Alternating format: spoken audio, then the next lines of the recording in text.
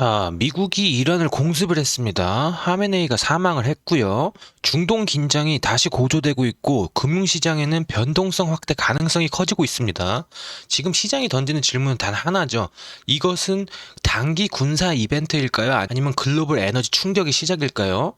오늘은 과거 전쟁 사례와 비교하면서 이번 사태가 시장에 어떤 영향을 줄 수 있는지 차분하게 한번 분석을 해보겠습니다. 자, 전쟁 뉴스는 감정을 자극하고요. 하지만 시장은 감정으로 움직이진 않습니다. 시장은 항상 계산하거든요. 첫째로 원유 공급 차질이 발생하는가? 둘째, 인플레이션을 얼마나 자극하는가? 셋째, 전쟁이 얼마나 확산되고 얼마나 오래 지속되는가? 결국 전쟁 그 자체보다 에너지 공급이 핵심 변수죠. 1990년 걸프전을 보면은 이라크가 쿠웨이트를 침공했을 때 유가는 단기간에 거의 2배 가까이 급등했습니다.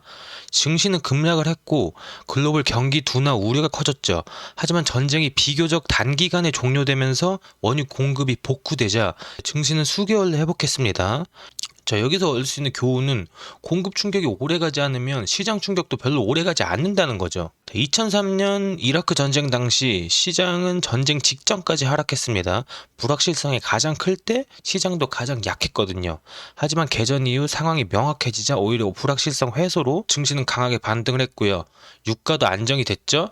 이 사례는 말해줍니다. 최악이 확인이 되면 오히려 안도 랠리가 나올 수가 있다. 하지만 2022년은 달랐습니다. 유가는 120달러에 근접을 했고 에너지 공급 차질이 장기화가 됐죠. 그 결과 인플레이션은 폭등했고 각국 중앙은행은 공격적으로 금리를 인상을 했어요. 그리고 증시는 장기 조정에 들어갔습니다. 이 사례의 교훈은 명확합니다. 공급 충격이 장기화되고 통화 긴축이 겹치면 시장은 오랜 시간 부담을 받는다는 거죠.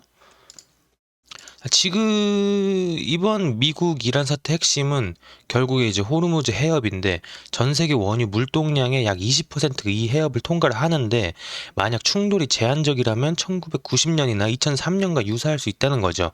하지만 확전되거나 해협이 위협을 받는다면 2022년과 유사한 충격으로 번질 수가 있다는 거죠.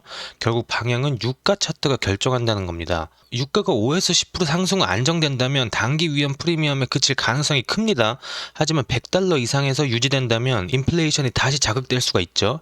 120달러 이상으로 올라가고 그 상태가 지속된다면 경기 둔화와 금리 인하 지연 가능성이 커집니다. 전쟁 뉴스보다 유가의 지속성이 더 중요하다는 거죠. 자, 초기에는 공시처럼 움직이죠. 성장주는 하락하고 에너지와 방산주는 강세를 보입니다. 금 가격 오르고 빅스 지수 급등을 하고요. 하지만 과거 사례는 말하죠. 공포의 정점이 종종 단기 바닥이 되기도 합니다. 자, 한국 시장에 어떤 영향을 줄 것이냐? 우리 이제 한국 개미기 때문에 한국 시장이 중요하죠. 한국은 에너지 수입국이죠.